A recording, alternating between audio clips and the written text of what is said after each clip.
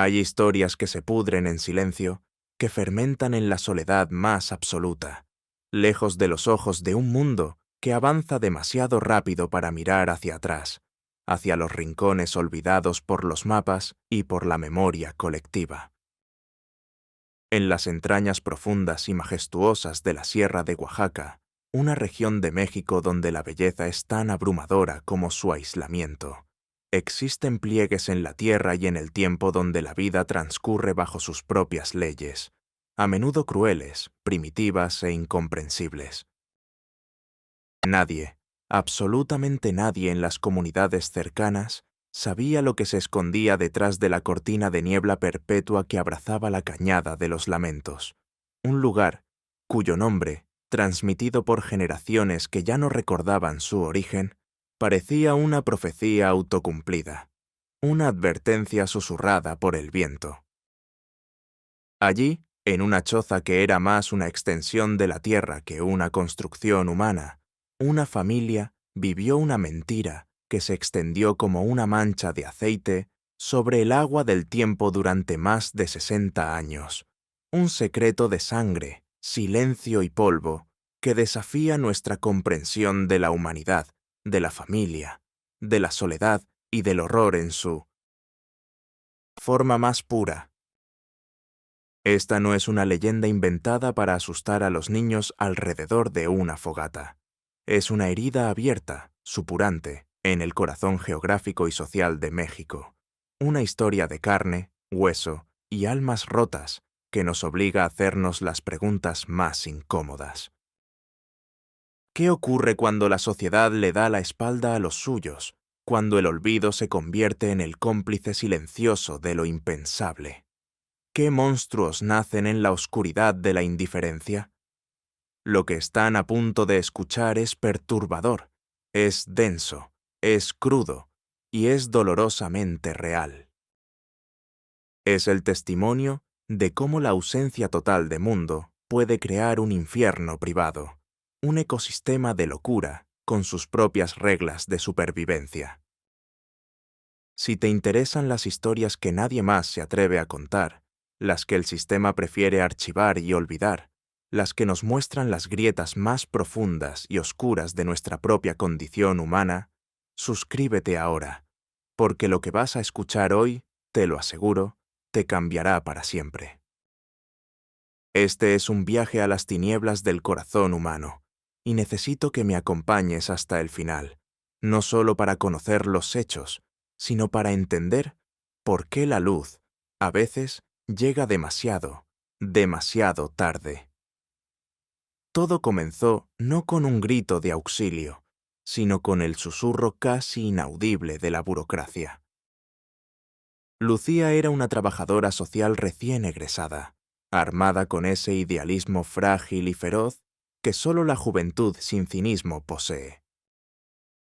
Había sido asignada a un programa de desarrollo comunitario en una de las zonas más remotas de la Sierra oaxaqueña, un conglomerado de aldeas y parajes dispersos, conectados por caminos de terracería que el lodo y la lluvia devoraban sin piedad durante más de la mitad del año.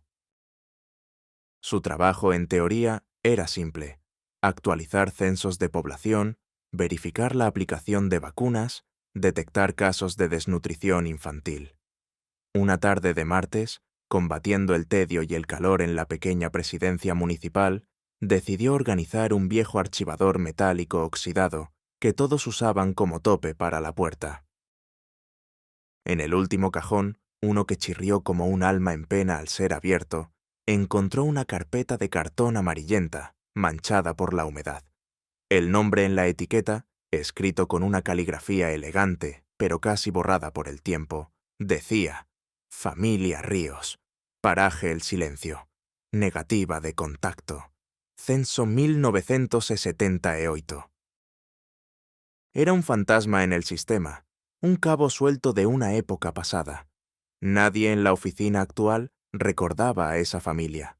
Los más viejos del pueblo cercano, al ser consultados, fruncían el ceño, buscaban en los recovecos de su memoria y ofrecían respuestas vagas y contradictorias. Hablaban de gente arisca, Los del monte, una familia extraña que se había autoexiliado allá arriba, en un lugar al que nadie, por ninguna razón, iba. Los rumores eran como la niebla de la sierra, densos pero sin forma, que eran curanderos que practicaban magia negra, que escondían a un familiar loco y violento, que en su sangre había una maldición. La curiosidad profesional de Lucía, mezclada con un profundo y casi ingenuo sentido del deber, se encendió como una llama en la oscuridad. ¿Cómo era posible que una familia entera, con niños, simplemente desapareciera de todos los registros y programas sociales durante más de 40 años? Se propuso encontrarlos, convertirlos de un expediente polvoriento en personas de carne y hueso. El viaje fue una metáfora perfecta del propio secreto que estaba a punto de descubrir. El viejo jeep del municipio la dejó hasta donde el camino era apenas una sugerencia. A partir de ese punto, fue una caminata de más de 3 horas, ascendiendo por una vereda que parecía resistirse a ser transitada. Un sendero de cabras que se borraba y reaparecía entre la maleza. El aire se volvía más denso, más húmedo, cargado con el olor de la tierra mojada y la vegetación en descomposición. El sonido de los insectos era un zumbido constante y opresivo, la banda sonora del olvido. El sol apenas lograba penetrar el espeso dosel de los árboles, creando una penumbra perpetua, un día que nunca terminaba de amanecer. Cuando finalmente llegó al lugar que un anciano le había señalado en un mapa dibujado a mano sobre una servilleta, casi no lo ve. La casa, o lo que quedaba de ella, estaba mimetizada con la ladera del cerro, como si la montaña misma la estuviera devorando lentamente. Era una construcción precaria de adobe y ramas, con un techo de lámina podrida sobre el cual crecía la propia vegetación del monte. No había humo saliendo de ninguna parte, no había animales de corral ni un perro que ladrara, solo un silencio neestestvenei, un silencio que pesaba. Lucía se acercó, con el corazón latiéndole desbocado contra las costillas. «¡Buenas tardes! Soy del centro de salud», gritó, pero su voz sonó extraña, absorbida por el silencio denso y pesado. Nadie respondió. Se acercó con sigilo a la puerta, una plancha de madera desvencijada que colgaba de un solo gozne de cuero. La empujó levemente, con la punta de los dedos. La oscuridad del interior era casi total, y de ella emanó un olor denso, una bofetada fétida, una mezcla nauseabunda de humedad estancada, suciedad de años, excremento humano y animal, y algo más, algo agrio y extrañamente metálico, el olor de la enfermedad sin tratar. Y entonces, desde la penumbra, unos ojos la observaron. No eran ojos curiosos, ni hostiles, eran ojos aterrorizados, como los de un animal salvaje que ha sido descubierto en su madriguera. Luego, escuchó un sonido, un quejido gutural, bajo, no una palabra, sino una vocalización de puro miedo primario. La puerta se cerró de golpe desde adentro, con un golpe sordo que resonó en el alma de Lucía. Se quedó paralizada, con la piel erizada. El miedo se apoderó de ella, un miedo instintivo, una voz ancestral que le gritaba que diera media vuelta y corriera sin mirar atrás. Pero debajo del miedo, una certeza devastadora comenzó a formarse en su mente. Allí dentro, algo estaba terriblemente, fundamentalmente mal. No era solo pobreza. Era una descomposición humana que había estado ocurriendo en la más absoluta y aterradora soledad. Lucía no se rindió. El instinto de huir fue reemplazado por una obstinación compasiva. Volvió a la semana siguiente, y a la otra, y a la otra. Se convirtió en un ritual. Ya no intentaba entrar. Traía consigo ofrendas de paz, como quien intenta ganarse la confianza de una criatura herida. Bolsas de frijol, azúcar, sal, pan dulce, velas, jabón. Las dejaba en una piedra lisa cerca del umbral de la puerta, se retiraba a una distancia prudente y simplemente se sentaba, hablando en voz baja y suave, contándoles quién era, de dónde venía, diciéndoles que no quería hacerles daño, que solo quería saber si necesitaban algo. Hablaba al silencio, al olor, a la puerta cerrada. Poco a poco, la puerta comenzó a entreabrirse. Primero era solo una rendija, por la que sentía que la observaban. Luego vio un ojo, después una mano esquelética, cubierta de mugre, que salía con una rapidez desesperada, arrebataba la bolsa de comida y desaparecía. Una tarde, después de casi 2 meses de este extraño cortejo, encontró la puerta entreabierta. Tomando una profunda bocanada de aire, entró. El interior era una caverna de miseria que superaba cualquier cosa que su mente, entrenada en los peores escenarios de la pobreza rural, hubiera podido imaginar. El suelo era de tierra apisonada, pero estaba cubierto por una capa de harapos, restos de comida en descomposición, huesos de pequeños animales y excrementos secos y frescos. El aire era irrespirable, una agresión física a los pulmones. A medida que sus ojos se acostumbraban a la penumbra, rota apenas por un delgado rayo de luz que se colaba por un agujero en el techo de lámina, empezó a distinguir las figuras humanas. Eran espectros, sombras que se movían con una lentitud enfermiza. Sentada en un rincón, sobre lo que parecía ser una pila de trapos que alguna vez fueron ropa, estaba una mujer anciana, Josefa, la matriarca. Su piel era un pergamino amarillento y arrugado, pegado directamente a los huesos, su cabello una maraña gris y sin vida, y sus ojos 2 cuencas vacías que parecían haber llorado hasta secarse por completo. A su alrededor, moviéndose con una lentitud fantasmal o acurrucados en las sombras, estaban los otros. Eran 6, de edades que Lucía no podía determinar. Podrían tener 15 años o 40. Eran los hijos, los nietos, el producto tangible de décadas de aislamiento y del tabú más antiguo de la humanidad. El horror del incesto estaba grabado a fuego en sus cuerpos. Una joven, quizás de 20 años, tenía el labio leporino sin tratar, una hendidura grotesca que le llegaba casi hasta la nariz y le dificultaba respirar. Un muchacho caminaba perpetuamente encorvado, casi doblado en 2, con la espalda deformada por una escoliosis severa que nunca había sido vista por un médico. 2 gemelos, un niño y una niña de unos 10 años, estaban sentados en el suelo, meciéndose rítmicamente hacia adelante y hacia atrás, con los ojos vacíos. Lucía notó con un escalofrío que los dedos de sus manos estaban parcialmente fusionados, una sindactilia que los hacía parecer garras. Ninguno hablaba. El lenguaje articulado no existía en esa choza. Se comunicaban con una sinfonía de pesadilla, gemidos, gruñidos, chillidos agudos y un complejo lenguaje de miradas asustadas y gestos bruscos. Sus ojos, sin embargo, eran lo más aterrador. No había curiosidad en ellos, ni enojo, ni alegría, ni tristeza. Solo un vacío inmenso, una ausencia total de todo lo que consideramos conciencia del yo, una desconexión aterradora del alma.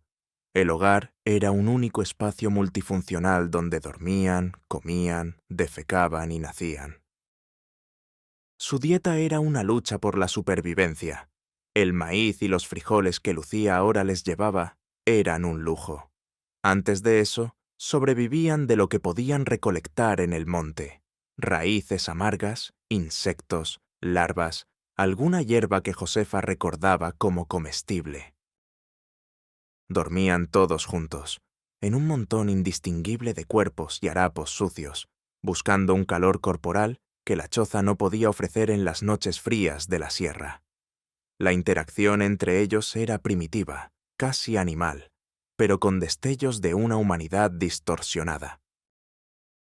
A veces se quitaban la comida unos a otros con una violencia sutil y desesperada. Otras veces, Lucía observó a una hermana mayor, despiojando a su hermano menor con una ternura casi maternal. Vio a la matriarca, Josefa, repartir una tortilla endurecida en 6 pedazos minúsculos. Lo hizo con una precisión mecánica, sin mirar a los rostros de sus hijos, como un autómata programado por el hambre. Para ellos, esa era la normalidad. El hedor, la oscuridad, el hambre constante, el dolor crónico de sus cuerpos deformes, el silencio roto por quejidos. Ese era el único mundo que conocían, la totalidad de su existencia. Lucía sintió que las náuseas le subían por la garganta, una mezcla de asco físico, una piedad tan inmensa que dolía en el pecho, y un terror profundo, existencial. Se dio cuenta de que no estaba mirando simplemente un caso de pobreza extrema o abandono. Estaba contemplando el resultado de un experimento humano no intencionado, la consecuencia directa de un tabú roto sistemáticamente en el más absoluto y hermético secreto.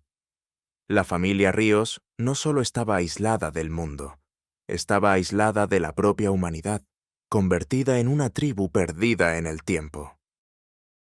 La verdad sobre cómo había comenzado esa pesadilla no surgió de un solo relato coherente, sino en fragmentos susurrados, en frases rotas y desilvanadas que Lucía, con la paciencia de un arqueólogo desenterrando los frágiles restos de una ciudad perdida, logró arrancar del alma marchita de Josefa a lo largo de muchas visitas. Sentada en una piedra fuera de la choza, mientras los hijos nietos observaban desde la distancia con sus ojos vacíos, Josefa comenzó a desenredar el ovillo de su memoria. Todo había comenzado con un hombre, Isidro, su esposo, el patriarca ausente cuyo fantasma, Lucía se dio cuenta, todavía gobernaba con puño de hierro ese pequeño reino de miseria. Hacía más de 60 años, Isidro y Josefa eran una pareja joven en su pueblo natal, una comunidad bulliciosa a varios valles de distancia. Isidro, desde siempre, había sido un hombre de carácter difícil, explosivo y profundamente paranoico, propenso a las disputas por linderos y a ver enemigos y ofensas en cada esquina. Un conflicto por unas cabezas de ganado, una pelea a machetazos durante una fiesta patronal que terminó mal, lo llevó a ser juzgado y condenado por la asamblea del pueblo. La sentencia no fue la cárcel, sino algo peor en el contexto de las comunidades indígenas, el destierro. Fue un exilio social, una muerte en vida. Nadie volvería a hablarles, a comerciar con ellos, a ofrecerles ayuda. Se convirtieron en invisibles, en apestados. Humillados y repudiados, Isidro, en un acto de orgullo herido y desafío, arrastró a su joven y asustada esposa a las profundidades de la sierra, buscando deliberadamente el lugar más aislado, salvaje e inaccesible que pudiera encontrar, un lugar donde, en sus propias palabras, el mundo podrido y sus leyes falsas no pudieran tocarlos jamás. Encontraron esa cañada y construyeron su refugio, su fortaleza contra un mundo que los había rechazado.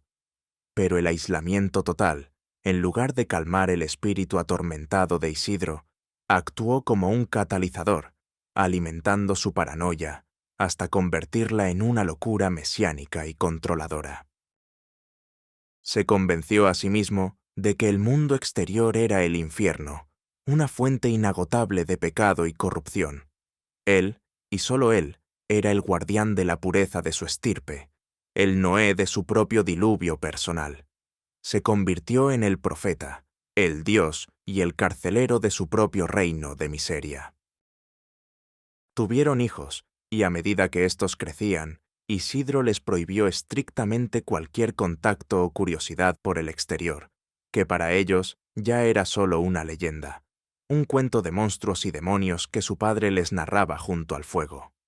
El verdadero horror, la transgresión final, comenzó cuando su hija mayor, Helena, alcanzó la pubertad. Un día, un joven arriero que había perdido una res pasó cerca de la cañada y cruzó unas pocas palabras inocentes con ella. Isidro lo vio desde la distancia y su locura explotó. Arrastró a la chica a la choza y la golpeó hasta casi matarla, no como castigo, sino como un ritual de purificación. Esa noche, según contó Josefa con la voz quebrada por un llanto seco, la mirada perdida en la oscuridad de los recuerdos, Isidro dictó su nueva y terrible ley. Reunió a la familia y les dijo que su sangre, la sangre Ríos, era la única sangre limpia que quedaba sobre la faz de la tierra, y que mezclarla con la de los impuros del exterior era el mayor de los pecados, una abominación que traería la destrucción sobre ellos. Para preservarla, para mantener la pureza del arca familiar, la familia debía crecer desde adentro. El incesto, el tabú más sagrado, fue presentado no como una transgresión, sino como un mandato divino, una obligación sagrada para sobrevivir al apocalipsis que, según él, ya estaba consumiendo al resto del mundo. Josefa, aterrorizada, aislada y completamente doblegada por años de maltrato físico y psicológico, obedeció, y luego, rota y vaciada de voluntad, obligó a sus hijas a obedecer. Isidro murió hace unos 20 años, consumido por una fiebre que ningún rezo pudo curar. Pero su ley perversa, su evangelio de la locura, ya había echado raíces tan profundas que su muerte no cambió absolutamente nada. El sistema que él había creado, un ecosistema cerrado basado en el miedo, la ignorancia absoluta y el abuso sistemático, se perpetuó a sí mismo. Los hijos procrearon con sus hermanas, y luego los hijos de esa unión procrearon entre ellos. El conocimiento del mundo exterior se desvaneció por completo. El lenguaje se atrofió hasta convertirse en los gruñidos y gemidos que Lucía escuchaba. Las habilidades más básicas para la vida se perdieron. La normalidad se redefinió dentro de esas 4 paredes de adobe. El incesto dejó de ser un acto para convertirse en el único modo de existencia. Era su cultura, su tradición, su destino y su ineludible condena. El primer instinto de Lucía, al comprender la magnitud de la tragedia, fue correr. Correr no por miedo, sino para buscar ayuda, para gritarle al mundo lo que había encontrado en esa cañada olvidada. Y lo hizo. Con un informe detallado y febril bajo el brazo, lleno de descripciones clínicas que intentaban ser objetivas, pero que temblaban de horror, y acompañado de las fotografías borrosas y clandestinas que había tomado con su viejo celular, se presentó en la Oficina de Desarrollo Social de la capital del estado. La recibieron con una mezcla letal de incredulidad y apatía burocrática. Un funcionario de mediana edad, con una corbata que le apretaba el cuello y el alma, leyó el informe por encima, pasando las páginas con desinterés. «Señorita», le dijo con una condescendencia que la hirió profundamente, «esto que usted describe parece más un caso para un antropólogo que para nosotros. Son sus usos y costumbres. No podemos interferir en su autonomía». Otro funcionario, en una reunión posterior, fue más directo y cruel. «Mire, Lucía, entendemos su entusiasmo, pero esa zona está fuera de nuestra jurisdicción operativa. Ese paraje, el silencio, ni siquiera figura en nuestros mapas de acción. No tenemos recursos, ni personal, ni protocolos para una intervención de ese tipo. Legalmente, es un pantano». La frustración de Lucía se convirtió en una rabia sorda e impotente. Se enfrentó al muro de pretextos, a la indiferencia institucionalizada, a la red de excusas que el sistema levanta para no confrontar sus propias y más vergonzosas fallas. Durante meses, su lucha fue solitaria y quijotesca. Mientras ella seguía subiendo a la montaña cada semana como una hormiga, llevando comida, medicinas básicas y tratando de establecer un vínculo imposible con esos niños fantasma, sus superiores en la ciudad archivaban su caso bajo la etiqueta de problemático y le sugerían que se enfocara en objetivos más realistas. El punto de quiebre, el momento en que todo cambió, llegó de la forma más trágica posible. En una de sus visitas, encontró a uno de los gemelos, el niño de los dedos fusionados al que en su mente había llamado Ángel, ardiendo en fiebre. Deliraba, su pequeño cuerpo se convulsionaba, y su respiración era un estertor agónico. Lucía supo con una certeza helada que si no lo sacaba de allí en ese mismo instante, moriría en cuestión de horas. Esta vez no pidió permiso. No redactó otro informe. Actuó. Lo envolvió en su propio suéter, lo cargó en brazos y bajó la montaña corriendo, tropezando, llorando de impotencia. Llegó al pueblo más cercano y, usando el teléfono de una tienda, hizo 2 llamadas que lo cambiarían todo. Una a la Fiscalía del Estado, denunciando un caso de abandono y negligencia con un menor en riesgo inminente de muerte, y otra a un periodista de un diario nacional que conocía vagamente de sus días de estudiante. La amenaza de un escándalo mediático por la muerte de un niño por negligencia institucional fue la única llave, la única, que pudo abrir las puertas blindadas del sistema. La intervención fue tan caótica y brutal como la vida que pretendía salvar. Una comitiva de policías estatales, médicos, paramédicos y funcionarios de rostro adusto, gente del mundo exterior, invadió la paz pútrida de la choza. Para los miembros de la familia Ríos, no fue un rescate. Fue una abducción alienígena, una invasión violenta de su único universo conocido. Los niños gritaban con un terror que helaba la sangre, un pánico animal ante las luces cegadoras de las linternas, las voces fuertes y autoritarias, las manos extrañas con guantes de látex que los tocaban, los levantaban. Tuvieron que ser sedados para poder trasladarlos a un hospital en la ciudad, un mundo de superficies lisas y blancas, olores a desinfectante y una luz eléctrica constante que hería sus ojos acostumbrados a la penumbra. La rehabilitación fue un proceso increíblemente largo, complejo y desgarrador. Los médicos trataron la desnutrición crónica, las infecciones parasitarias, las enfermedades de la piel y las deformidades óseas. Los genetistas confirmaron con gráficos y términos científicos el desastre previsible, múltiples y severas anomalías congénitas producto de generaciones de endogamia. Pero el verdadero y más grande desafío estaba en sus mentes, en sus almas.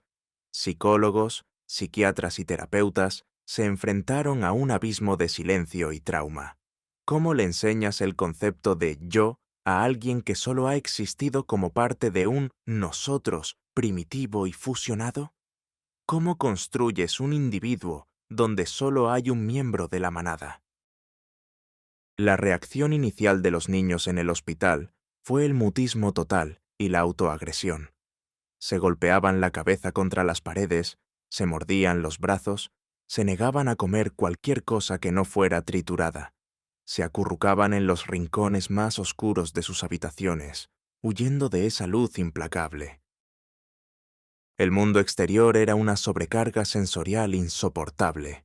El sonido lejano del tráfico, la textura de una sábana limpia, el sabor de una fruta dulce, el rostro de una enfermera sonriendo. Todo era una fuente de terror incomprensible. Pero, muy lentamente, hubo pequeñas victorias, destellos de luz en la inmensa oscuridad de sus mentes. Después de 6 meses de terapia intensiva, la niña del labio leporino, a quien los doctores llamaron Luna y que ya había sido operada, pronunció su primera palabra reconocible: agua. Otro niño, al que bautizaron como Sol, aprendió pacientemente a usar un tenedor y un día, sin previo aviso, le sonrió a una enfermera que le cantaba una canción de cuna. Fueron logros monumentales, hazañas celebradas con lágrimas y abrazos por todo el equipo médico que los cuidaba con una devoción paternal. Sin embargo, las cicatrices invisibles, eran demasiado profundas como para sanar por completo. Dos de los hermanos mayores, ya adultos en edad pero no en desarrollo, nunca lograron adaptarse. Fueron finalmente trasladados a una institución psiquiátrica de cuidado permanente, donde vivieron el resto de sus cortas vidas en un estado de desconexión casi total, meciéndose en sus camas como lo hacían en el suelo de su choza.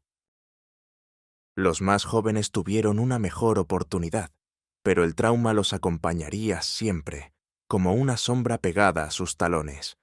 Aprendieron a hablar, a leer, a escribir, pero sus interacciones sociales siempre serían torpes, marcadas por una profunda desconfianza y un miedo latente hacia los demás. Nunca entenderían completamente conceptos abstractos como el amor de pareja, la amistad desinteresada o los sueños de un futuro profesional. Habían sido rescatados del infierno físico, sí, pero el infierno psicológico era una condena de la que nunca serían totalmente liberados. ¿Qué fue de ellos, los supervivientes de la Cañada de los Lamentos? Los años pasaron, el escándalo inicial se disipó y la familia Ríos se convirtió en un caso de estudio en las universidades, en una nota a pie de página en los informes de derechos humanos.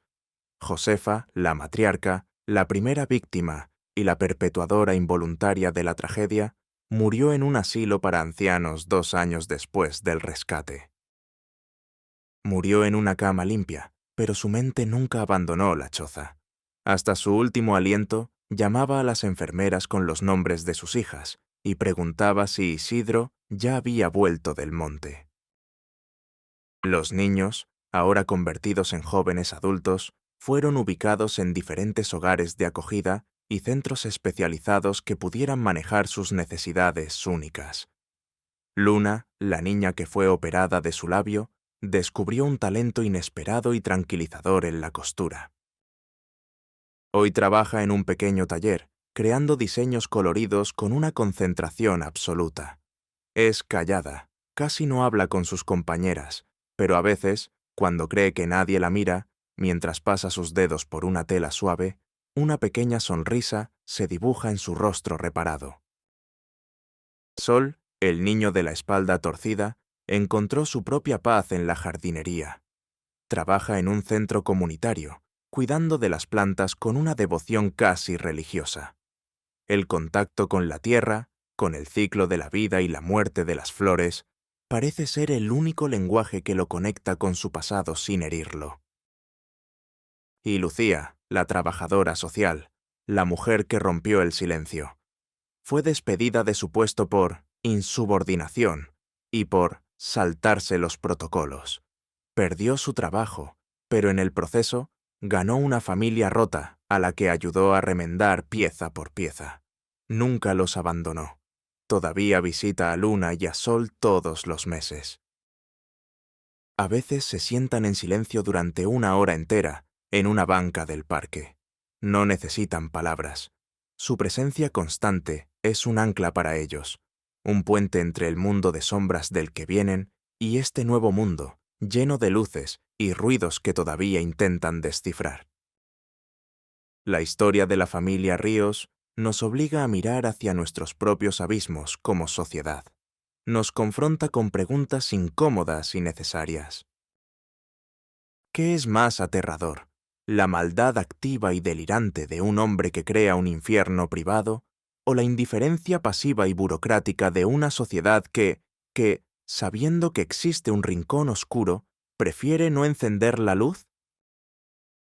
¿Cuántas familias como la de Josefa e Isidro siguen ocultas en los pliegues de nuestro mundo moderno, en las sierras olvidadas de Oaxaca o de cualquier otro lugar, en los sótanos de los suburbios, en los apartamentos de edificios anónimos, en nuestras propias ciudades, pudriéndose en silencio mientras nosotros seguimos con nuestras vidas, absortos en nuestras pantallas? Esta historia no es solo sobre ellos, es sobre nosotros, sobre nuestra escalofriante capacidad para ignorar el sufrimiento que no nos toca directamente, para compartimentar la tragedia ajena. Gracias por haberte quedado hasta el final, por haber prestado tu tiempo, tu oído y tu corazón a estas voces que fueron silenciadas por el miedo y la indiferencia durante más de medio siglo. Su historia merecía ser contada, no por el morbo del horror, sino por la lección devastadora que encierra sobre nuestra propia humanidad. Comparte este video si crees que estas voces y tantas otras que siguen en silencio merecen ser escuchadas. Y cuéntame en los comentarios, con honestidad, ¿qué harías tú? Porque el silencio, al final, también es cómplice. Nos vemos en la próxima historia.